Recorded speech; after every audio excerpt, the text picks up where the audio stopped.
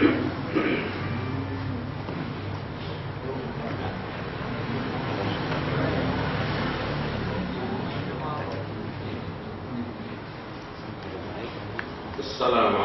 warahmatullahi wabarakatuh.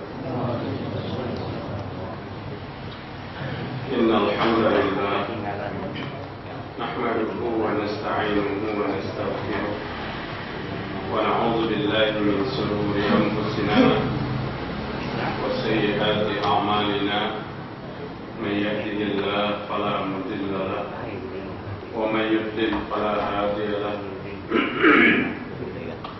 أشهد أن لا إله إلا الله وحده لا شريك له وأشهد أن محمدا عبده ورسوله. قال الله سبحانه وتعالى يا أيها الذين آمنوا اتقوا الله حق تقاته ولا تموتن إلا وأنتم مسلمون. يا أيها الناس اتقوا ربكم الذي خلقكم من نفس واحدة وخلق منها زوجها وبث منهما رجالا كثيرا ونساء فاتقوا الله الذي تساءلون به والأرحام إن الله كان عليكم رقيبا.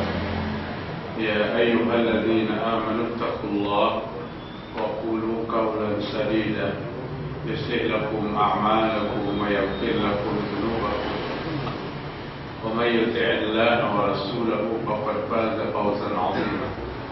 فإن أصدق الحديث كتاب الله وخير الهدي هدي محمد صلى الله عليه وسلم وشر الأمور محدثاتها وكل محدثة بدعة وكل بدعة ضلالة وكل ضلالة في النار. Alhamdulillah, kita bersyukur kepada Allah Subhanahu wa Ta'ala pada malam hari ini, Jumat malam Sabtu, tanggal 6 Rajab 1436 Hijriah, tanggal 24 April 2015. Allah masih memberikan kita sehat walafiat pada kesempatan ini. Dan satu yang sangat kita syukuri, di tengah kita sehat dan kita diberikan hidayah oleh Allah untuk bisa melaksanakan perintah Allah salat maghrib berjamaah. Karena banyak yang lebih sehat daripada kita mungkin hari ini belum mampu melaksanakan salat karena belum mendapat petunjuk, belum mendapat hidayah dari Allah. Hidayah ini adalah nikmat yang paling besar dalam kehidupan manusia. Hidayah ini adalah iman. Hidayah ini adalah harga diri manusia. Manusia yang mendapat harga di hadapan Allah adalah manusia yang mendapat hidayah dari Allah Subhanahu wa Ta'ala. Bapak, para jamaah Masjid An-Nur rahimakumullah, di dalam Al-Quran Al-Karim Allah Subhanahu wa Ta'ala berfirman, A'udzubillahi minasyaitonir rajim.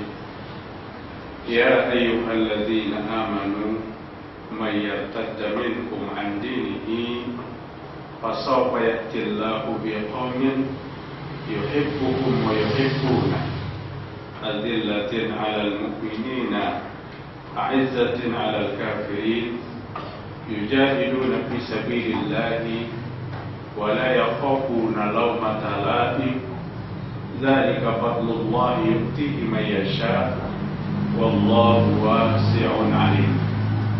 Surah Al-Maidah ayat 54. Allah Subhanahu wa Ta'ala berfirman, wahai orang yang beriman, siapa saja yang murtad daripada kamu dari agama Allah, maka nanti Allah akan mendatangkan satu kaum yang lebih mencintai mereka,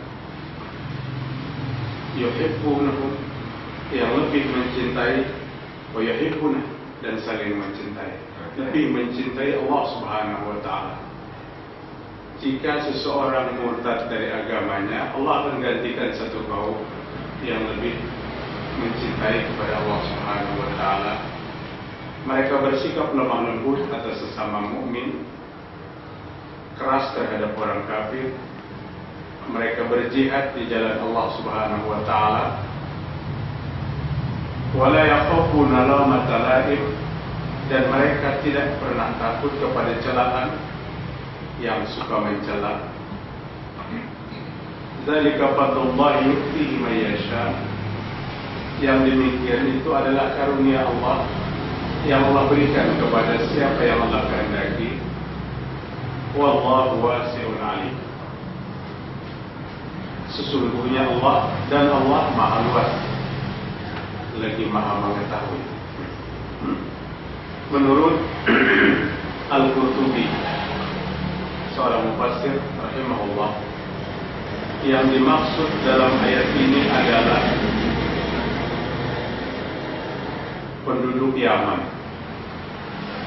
Al-Qurtubi menjelaskan dalam tafsirnya, ya'tillahu biqaumin yuhibbuhum wa yuhibbuna.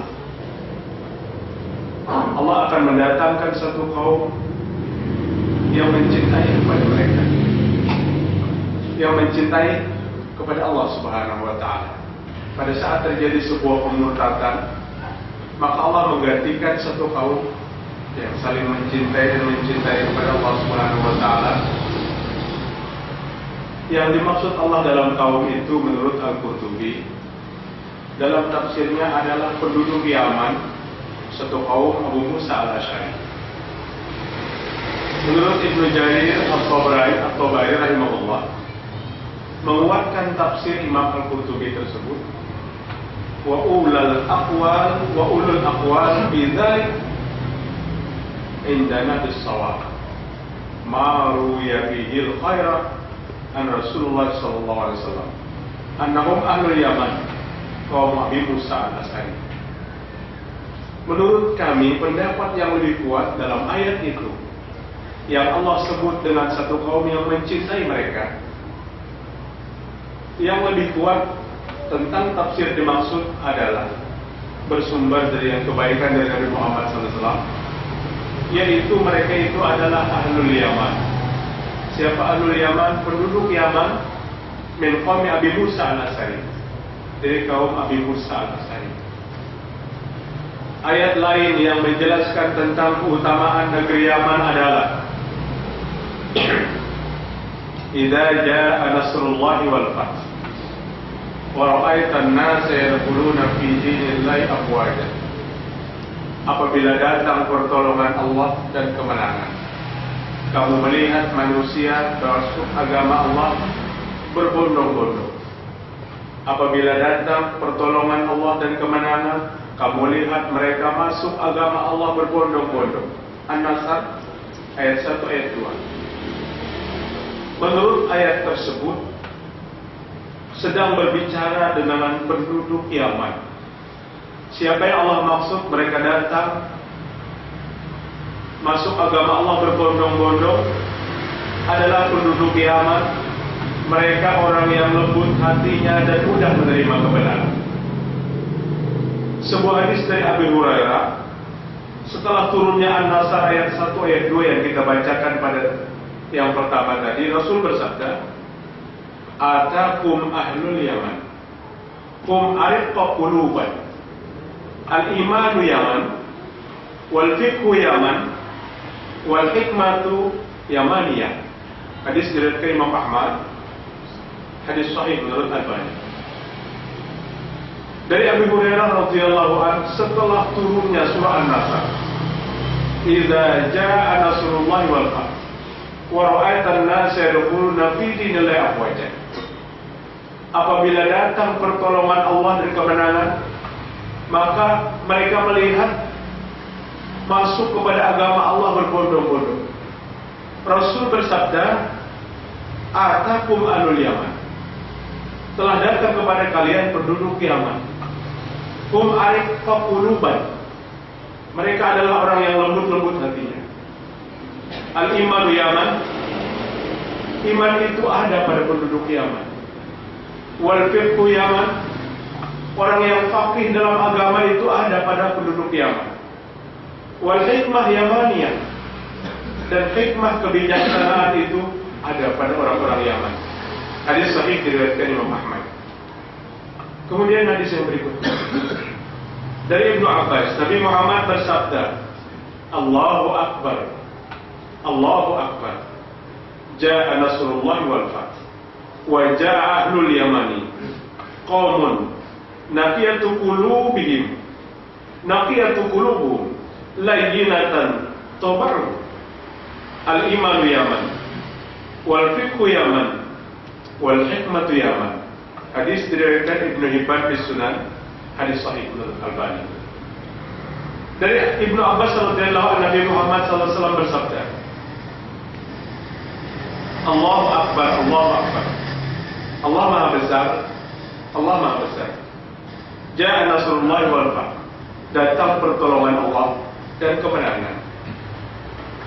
Ja'a ahlul Yaman, datang penduduk Yaman.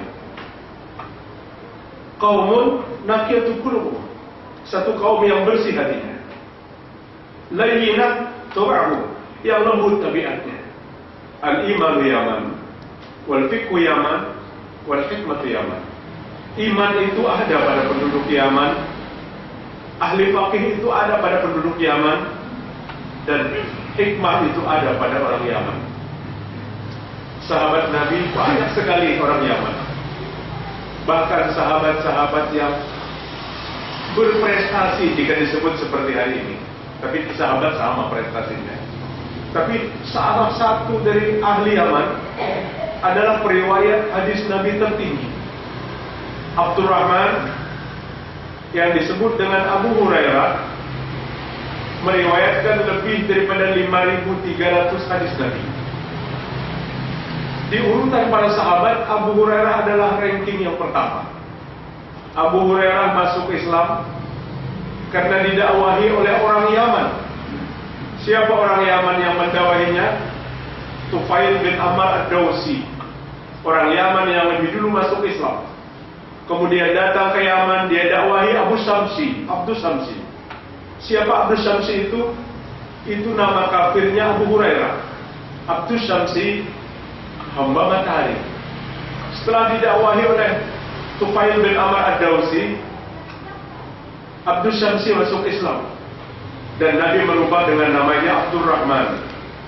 Sejak itu Abdurrahman atau Abu Hurairah selalu dekat dengan Nabi, sehingga dalam kehidupannya bersama Rasul, dia merekam apa yang Nabi sampaikan dalam otak yang cemerlang itu. Lebih daripada 5.300 hadis.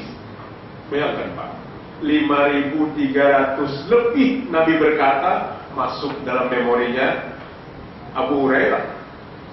Cerdas sekali. Abu Musa al-Ash'ari adalah sahabat yang luar biasa berpengaruh, juga orang Yaman. Tufail ad-Dawsi juga orang Yaman. Pada tanggal 30 Jumadil Awal tahun 1436 kemarin, kami masih di Saudi, masih di Madinah waktu itu. Khatib Masjidil Haram adalah Syekh Abdul Rahman Sudais.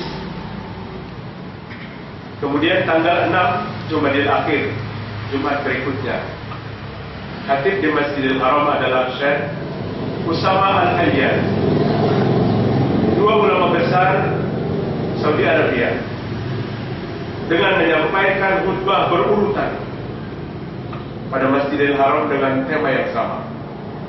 Mereka menghimbau kepada semua umat Islam, mereka menghimbau kepada penduduk Arab Saudi dan semua umat Islam untuk mendoakan dan mendukung pasukan Saudi dan Teluk, Saudi Arabia, Yordan, Qatar, Kuwait, Uni Emirat Arab. Itu ada 6 negara Teluk ya, Saudi Arabia, Yordania, Oman, Kuwait, Qatar, Uni Emirat Arab. 6 negara Teluk bergabung bersama untuk membantu tentara Yaman, yang dimana menurut sensus terakhir hari ini, negeri Yaman dikuasai 40% oleh Syiah Houthi. Kenapa ini saya angkat? Karena sejak salah sasaran serdadu Saudi dalam membom persenjataan Houthi, salah sasarannya ke KBRI, komentar sudah mulai tidak sehat. Saudi bertindak salah. Raja Faisal memutuskan untuk membantu Yaman, mengundang ulama, bukan mengundang para prajurit saja, bukan mengundang pimpinan angkatan bersenjata saja, tapi ulama diundang untuk menentukan apa langkah Saudi Arabia. Satu hubungan yang kental antara Yaman dan Saudi Arabia selain beperbatasan, tapi Islam justru banyak berkembang di Yaman. Hadis Rasul yang menyebutkan kemuliaan Yaman ini sangat banyak sekali. Sedikit yang saya angkat pada hari ini, sangat banyak sekali. Dan sahabat-sahabat yang luar biasa berprestasi banyak dari Yaman. Artinya, sekalipun kita melihat juga pada pertempuran ini sedikit ada didompreni oleh politik. Karena mantan Presiden Yaman yang terguling masuk ke kelompok Houthi. Tapi satu yang kita khawatirkan, 40% negeri Yaman sudah dikuasai oleh Syiah Houthi. Sekalipun Houthi ini sejenis Syiah apa namanya, Syiah bukan Imamiyah, tapi satu saat itu yang akan bercokol. Bahkan satu kota yang sangat kita khawatirkan, Tarim adalah kota yang sangat berpengaruh di Yaman, sudah dicaploknya Houthi. San'a, ibu kota Yaman, sudah dimasuki Houthi, dan Houthi sempat berkuasa beberapa hari di negeri Yaman. Pada saat kami masih di Mekah waktu itu, berita bahwa Presiden Yaman diamankan di Saudi. Presiden Yaman diamankan di Saudi Arabia. Artinya agresi Saudi Arabia, Oman, Qatar, Kuwait, Yordania, Uni Emirat Arab, terakhir ini dibantu oleh Pakistan dan Mesir, itu lebih dilandasi kepada rasa persaudaraan. Ahlu Sunnah wal Jamaah yang di Yaman ingin dibalik fakta oleh Syiah. Serbuan-serbuan tentara Saudi dan negara Teluk kepada Houthi, tapi yang kebakaran jenggot adalah Iran. Iran ancam sana, ancam sini, ribut karena mereka ada kepentingan. Artinya lebih dititik beratkan bukan pada perang politik semata, tapi kita khawatir negeri Yaman adalah negeri ketiga yang sangat disayangi Nabi Muhammad SAW. Nabi sangat sayang kepada negeri Makkah. Nabi sangat cinta kepada negeri Madinah. Negeri ketiga yang dicintai oleh Nabi adalah Yaman. Karena arah perkembangan Islam setelah itu adalah dari Yaman. Dan ini pada suatu saat akan dijadikan oleh orang-orang Syiah sebagai negeri yang berkeyakinan seperti orang-orang Iran. Bapak-bapak, ibu-ibu rahimakumullah, itulah sedikit sekelumit karena terjadinya komentar-komentar miring, baik dari komentar pinggiran dari para jamaah kita, bahkan komentar-komentar sampai ke pejabat, terutama Menteri Luar Negeri mengutuk pemboman KBRI, pemboman yang mungkin kesalahan itu ya Allah alam. Yang jelas Bapak hadirin, hari ini Houthi yang ingin membalik Yaman menjadi negeri Syiah telah ditopang oleh dukungan Hizbullah, milisi Syiah Libanon, ditopang oleh negeri Iran sendiri. Jadi Iran, milisi Hizbullah Libanon yang sorbannya besar-besar itu jangan terpancing, mereka Syiah semua itu mendukung gerakan-gerakan Houthi. Padahal dulu katanya waktu cikal bakal pada masa yang lalu Houthi adalah kelompok-kelompok kecil yang ikut nimbrung diam di Yaman. Tapi pada saat mereka berkembang, mereka hari ini menguasai 40% kota Yaman, 60% Ahlus Sunnah wal Jamaah. kita berharap kembali paham Ahlussunnah, paham mengikuti sunnah dan sahabat diaman kembali pada masa seperti masa yang telah lalu. Jangan dinodai oleh akidah-akidah Syiah yang nyata-nyata berselisih dengan kita, bukan sekedar cara sholat, bukan sekedar cara azan, bukan sekedar cara berwudu, tapi perbedaan Ahlussunnah wal Jamaah dengan Syiah adalah perbedaan akidah. Syiah Isna Asyariyah yang meyakini 12 imam mengatakan Ahlussunnah itu kafir kalau tidak mengimani kepada 12 imam yang mereka yakini. Padahal bagi kita hanya beriman kepada 6 macam yang diperintahkan oleh Allah, diperintahkan dalam Islam, dan kita tidak diperintahkan untuk mengimani kepada 12 imam yang mereka yakini. Artinya perbedaan dengan Ahlussunnah wal Jamaah bukan perbedaan ibadah, bukan perbedaan furu'iyah yang notabene di negeri ini dikatakan Syiah diletakkan pada mazhab yang kelima karena perbedaan furu'iyah, bukan perbedaan furu'iyah. Mari kita buka wawasan hati kita. Perbedaan itu bukan perbedaan furu'iyah, tapi perbedaan akidah, perbedaan keyakinan.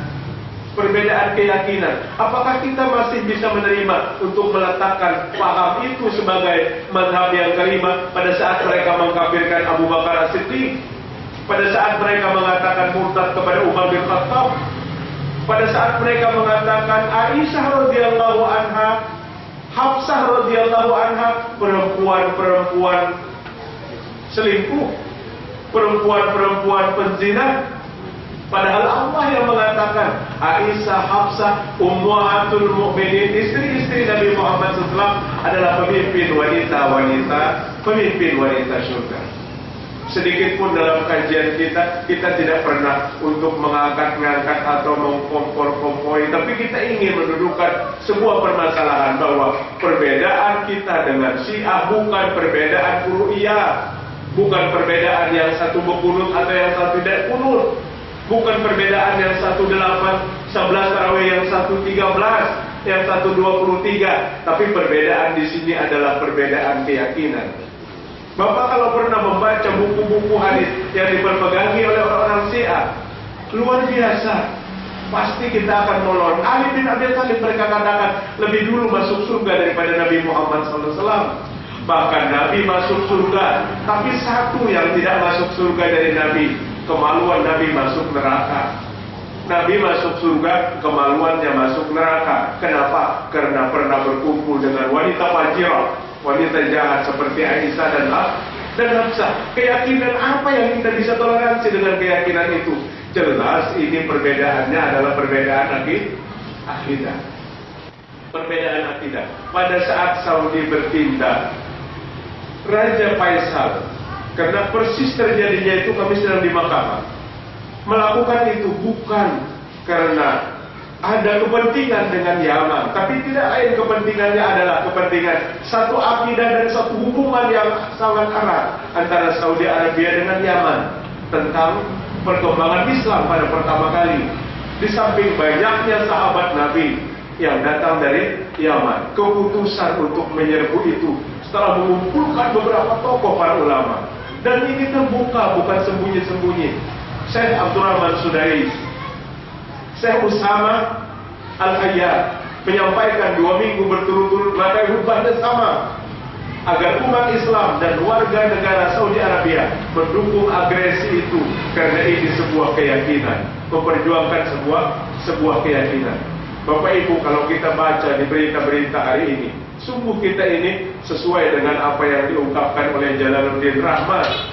Jalaluddin Rahmat itu dari Syiah yang ada di Jakarta. Tahun 2020 Indonesia akan disiahkan, Indonesia akan dijadikan orang-orang Syiah. Apakah kita dengan hal ini hanya sekedar berdoa tanpa usaha? Artinya kita bentengi keluarga-keluarga kita luruskan paham-paham bahwa Syiah bukan sebuah madhab seperti madhab Hambali, Hanafi, Syafi'i dan Maliki bukan. Perbedaan kita dengan Syiah, perbedaan akidah, perbedaan keyakinan, Bapak hadirin rahimakumullah. Di dalam beberapa hadis Nabi Muhammad SAW, Nabi Muhammad bersabda, An Ibnu Umar radhiyallahu anhu, qala Rasulullah sallallahu, Allahumma barik lana fi syamina, Allahumma barik lana fi yamanina, qalu wa fi najdina, qala Allahumma barik lana fi syamina, Allahumma barik lana fi yamanina. Rawahul Bukhari. Nabi pernah berdoa kepada Allah Subhanahu wa taala, ya Allah, beri berkat kepada kami pada Sam kami. Sam itu Syria. Hari ini yang sudah hancur sehancur-hancurnya oleh paham yang sama yang akan menguasai Yaman.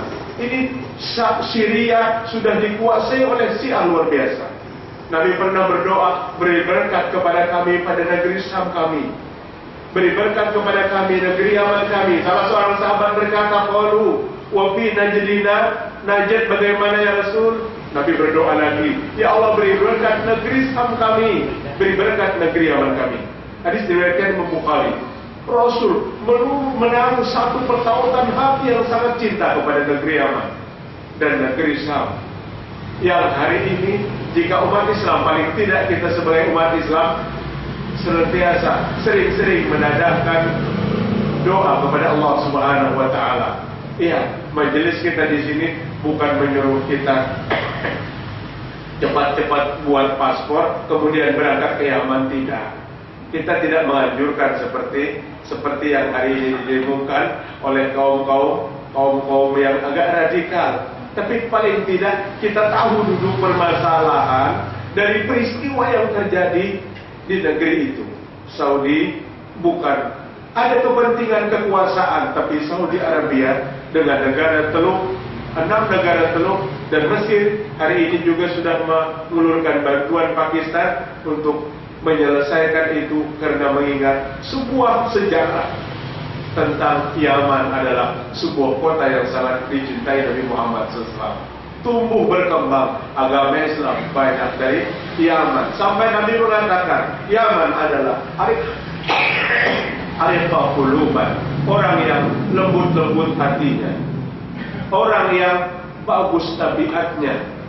Iman itu dari Yaman, ahli fakih itu dari Yaman, kata Nabi. Orang-orang bijak itu adalah dari Yaman. Bahkan tidak sedikit karena Yaman dan penduduk Yaman, Al-Quran diturunkan.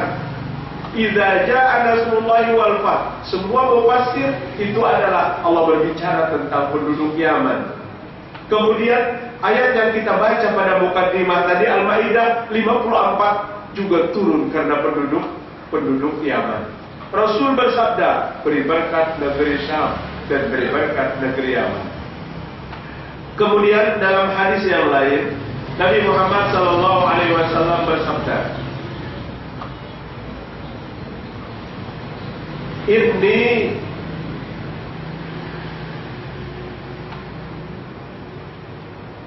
Ini la baqara haudin azudun nasa li ahli Yaman, adribu bi'asaya hatta yarfadu alaihim. Hadis diriwayatkan Muslim.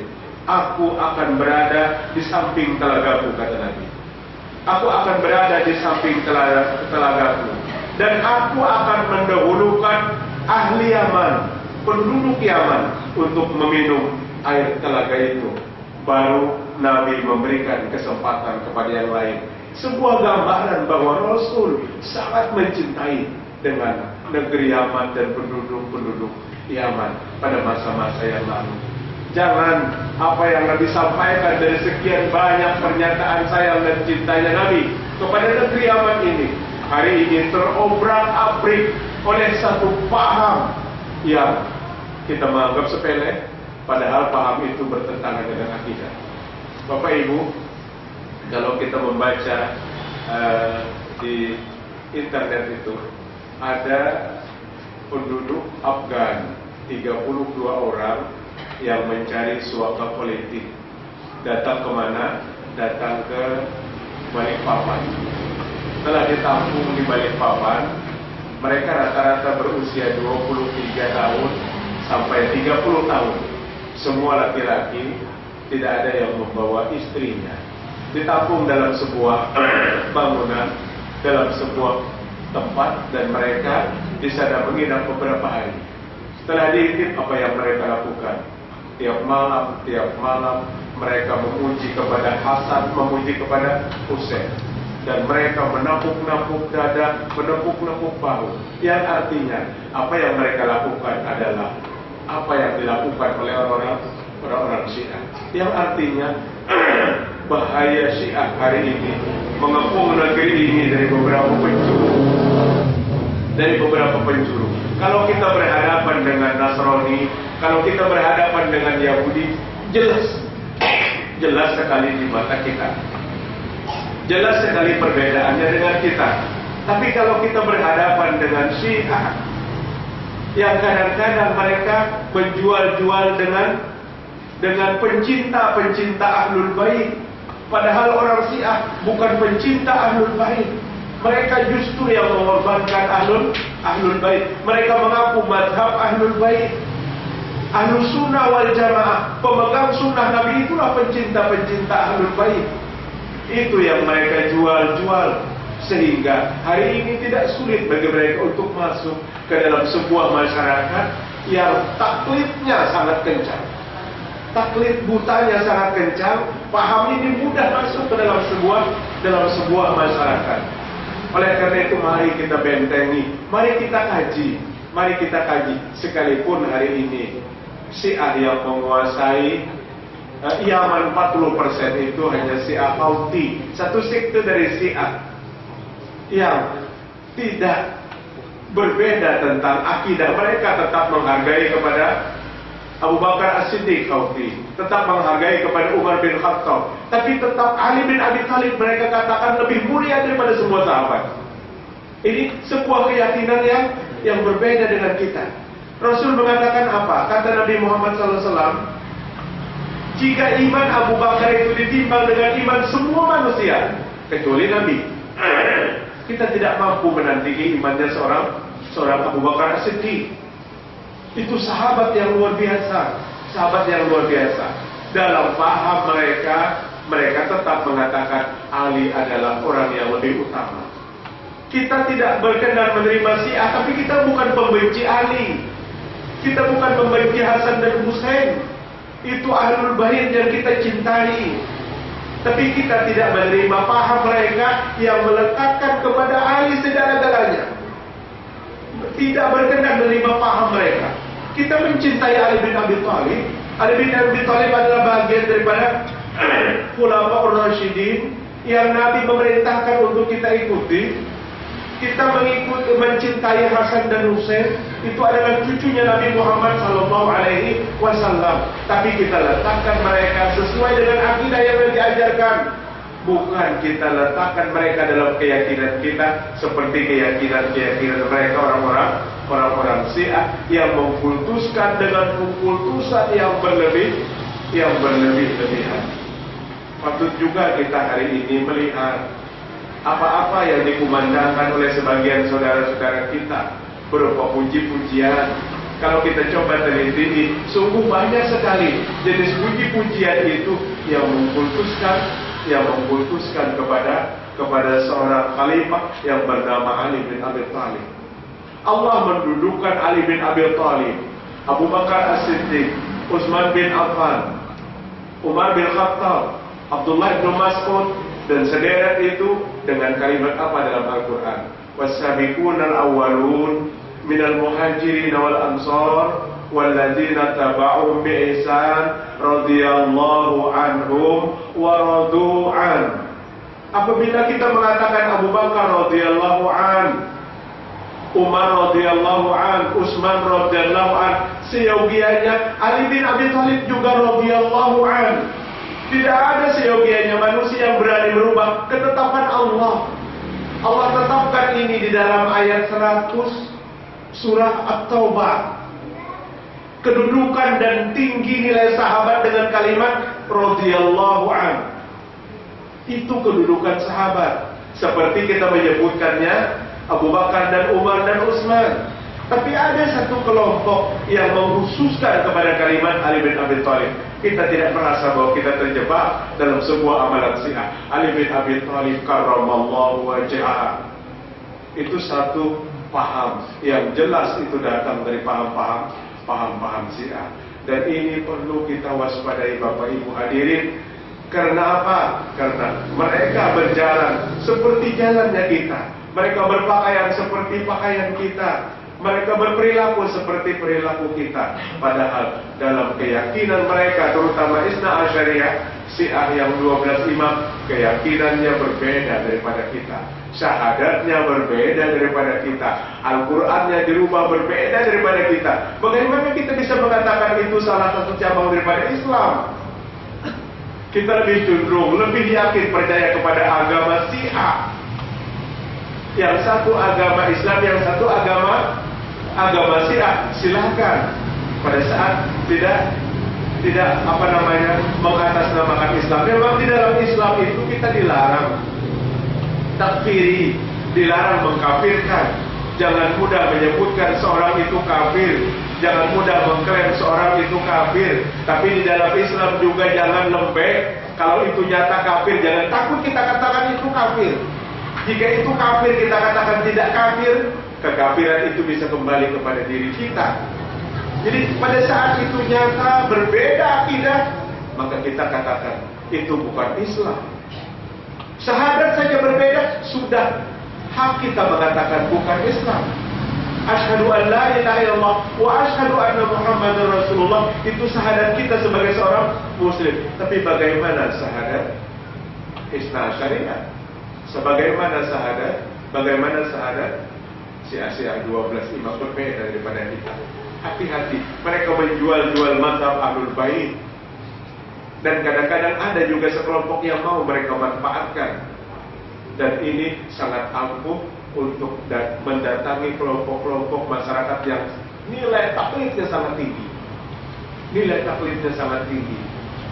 Ditakut-takuti dengan hati-hati kalian, jangan berani membantah dengan Ahlul Bait, ketulahan dan macam-macam sebagainya.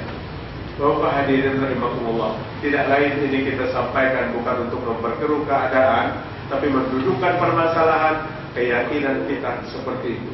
Rasul sallallahu alaihi wasallam bersabda, "Yushiku ayatali alaikum ahlul Yaman, ka'annaha kitabus sahab atau kitabus sahabin, hum khiyarun man fil ard." Hadis diriwayatkan Imam Bukhari, hadis diriwayatkan Imam Ahmad, hadis diriwayatkan Imam Baihaqi, hadis sahih menurut Albani.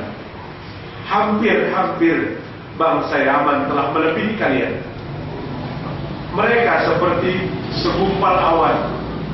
Mereka sebaik-baik penduduk di muka bumi. Rasul mendudukkan negeri Yaman ini pada sebuah ungkapan beliau sebagai urutan yang ketiga dari penduduk Makkah, penduduk Madinah, dan penduduk Yaman. Tidak sedikit hadis Nabi yang menyanjung ahli Yaman karena perkembangan agama Islam banyak di Yaman. Penduduk Yaman yang pertama kali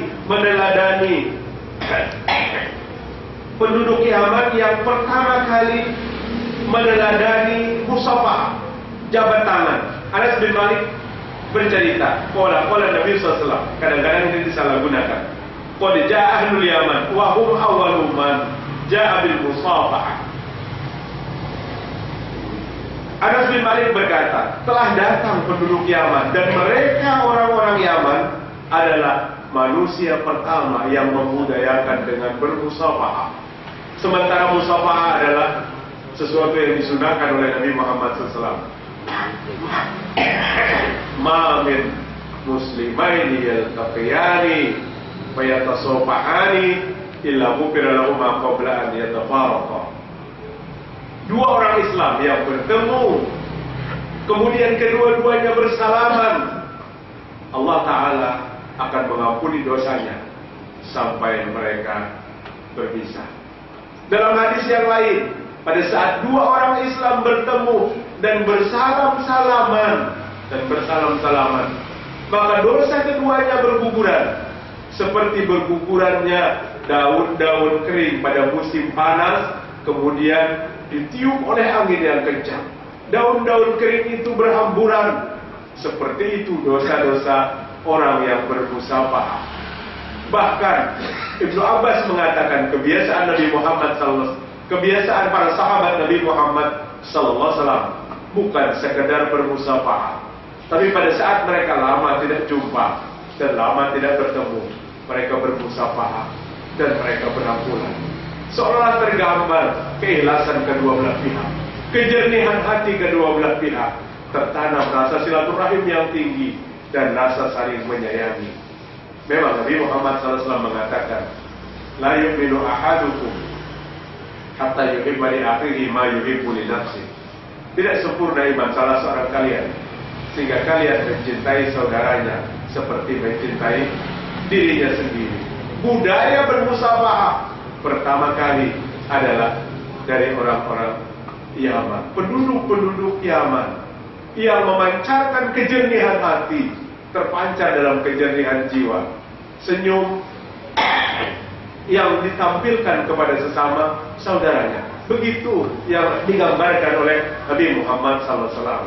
Tapi musafahah yang dimaksud pada saat kita bertemu, pada saat kita lama tidak berjumpa, atau kita masing-masing datang kepada satu tempat seperti hari ini, kemudian kita bermusafahah, itu yang dimaksud. Bukan seperti kemarin jamaah menyampaikan, menelpon, termasuk jamaah keliling, tapi tidak ada orangnya nih. Kalau di Jia tadi malam ada orangnya yang menelpon, Ustaz, di tetangga kami itu ada sebuah langgar katanya. Kemudian di langgar itu ada orang ceramah, daerah Japri jam-jam sana. Kata yang ceramah, bermusafahah, bersalaman keliling setelah sholat itu lebih besar pahalanya daripada sholat itu sendiri. Ini jurulun ada aja di mana pulang kulilan nih. Jadi kuliling itu gandal pada pahala, gandal pada pahala sholatnya. Asa mirip lawan pertanyaan waktu kami kajian di Anjir Pal 10. Ada salah seorang jamaah persis esok giliran di Anjir, setiap hari Ahad terakhir tiap bulan. Ada jamaah bertanya, Ustaz, ada penceramah dari Banjarmasin katanya. Kan mau disambatakan ke anggarannya, jangan disambatakan ke anggaran. Ada penceramah datang di Banjarmasin, kemudian ceramah di Anjir. Kebetulan waktu itu bulan Rabiul Awal mengatakan, kalau membaca Al-Quran salah, berdosa. Kalau membaca Al-Quran tidak ikhlas, tidak berpahala. Tapi kalau membaca maulud biar salah, biar tidak ikhlas, tetap berpahala. Ujar penanya kayak pendapat pian Mama Sudi, ujar ulun pendapat turun. Kalau pian bertemu lagi ustadznya, tolong sampaikan ujar ulun cepat-cepat bertobat kepada Allah Subhanahu wa Ta'ala. Karena ini memutar balik fakta, memutar balik syariat yang ada pada agama Islam. Tidak ada yang lebih tinggi bacaan daripada bacaan Al-Quran. Hari ini sanggup ada yang mengatakan membaca maulud itu lebih tinggi. Kita sudah tidak menggubris tentang apa yang diamalkan oleh orang lain, silahkan, tapi janganlah mengklaim sesuatu yang melanggar syariat. Itulah Pak, akhir zaman ini terjadi.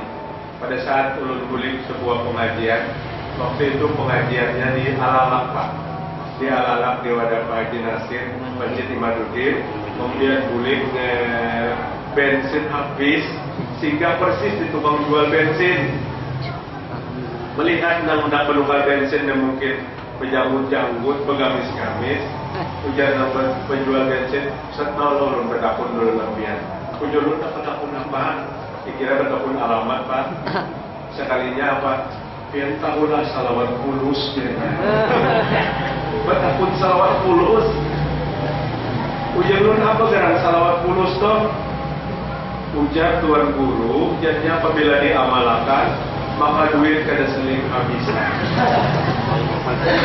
Ini hari ini Pak yang terjadi sampai ke sini. Dan ini harus kita katakan, kalau ada yang mengatakan salawat itu kulus, maka ini menghina kepada Nabi Muhammad SAW. Sebuah penghinaan kepada Nabi Muhammad SAW. Salawat itu ibadah. Yang menyuruh kita bersalawat itu adalah Allah Subhanahu wa Ta'ala. Dikatakan salawat duit, apa Nabi mata duit? Ini harus taubat juga ini. Kemudian yang terakhir, orang Yaman adalah orang yang paling bersemangat, kata Nabi, untuk mempelajari sunnah. Dari Anas bin Malik radhiyallahu anhu menceritakan, pada suatu hari beberapa orang dari negeri Yaman menemui Rasul sallallahu alaihi wasallam dan berkata, "Aba'atha ma'ana rajulan yu'allimuna sunnah wal Islam." Kemudian Nabi memegang tangan Abu Ubaidah dan Nabi berkata, "Hadza amin hadhihi ummah. Hadza amin hadhihi ummah." Beberapa orang penduduk Yaman datang menemui Nabi Muhammad SAW. Kemudian dia berkata, "Ya Rasul, utus kepada kami seorang laki-laki ke Yaman sana. Yu'allimuna sunnah wal Islam." Untuk mengajari kami sunnah-sunnah dan Islam. Jadi sejak zaman dahulu, Rasul itu mengutus sahabat ke daerah-daerah untuk mengajarkan agama, untuk mengajarkan sunnah, untuk mengajarkan Islam. Sehingga sahabat yang lebih daripada 24.000 itu yang berkubur dibagi hanya kurang lebih 10.000 orang. Yang lainnya mereka wafat, mereka meninggal, di mana mereka berdakwah. Seorang Yaman datang kepada Nabi, minta utuskan beberapa sahabat ke Yaman untuk mengajarkan sunnah dan mengajarkan Islam. Saat itu Nabi memegang kepada Abu Ubaidah dan Nabi berkata, "Hadza amin hadhil ummah." Ini orangnya, dialah yang menjaga umat. Maksudnya, belajarlah kalian nanti kepada Abu Ubaidah yang akan mempelajari tentang sunnah-sunnah Nabi, yang akan mempelajari tentang Islam. Demikian Bapak Ibu, seputar peristiwa Yaman yang terjadi pada hati dan perasaan baginda Rasul yang tertuang kepada hadis-hadis yang indah dari Nabi Muhammad SAW. Mungkin karena ini, pemerintah Saudi Arabia, Raja Faisal, memutuskan untuk merebut Yaman kembali kepada Ahlus Sunnah, bukan kepada paham-paham Syiah yang sudah mulai banyak menguasai. Tarim adalah kota yang berpengaruh di Yaman. Hari ini sudah dicaplok oleh Houthi. San'a adalah ibu kota Yaman, yang di sana tempat kepala negara. Sempat diamankan beberapa hari di Saudi, kepala negara Yaman. Persis waktu itu kami berada di Makkah. Rasa takutan juga bulik-buliknya itu waktu anak bulik, Pak. Karena laskar sudah mulai berbaris, tidak seperti biasa. Tapi alhamdulillah, untuk negara selain daripada Iran, Saudi Arabia masih membuka sampai Ramadan. Dan waktu itu sudah clear, beberapa hari untuk Iran tidak diizinkan untuk masuk Saudi Arabia. Wallahu a'lam sekarang masih dibuka atau tidak, karena Iran juga melontarkan ancaman kepada agresi Saudi. Saudi jangan membabi buta karena Iran tidak akan tinggal diam. Jadi lebih penyerbuan ini kepada penyerbuan untuk menyelamatkan akidah. Sekalipun didongkrengi oleh mantan pemimpin Yaman yang terguling, mereka bergabung kepada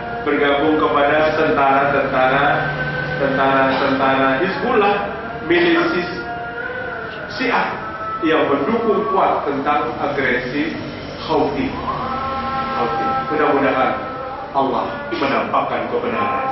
Mudah-mudahan Allah memberikan pertolongan kepada sesuatu yang benar.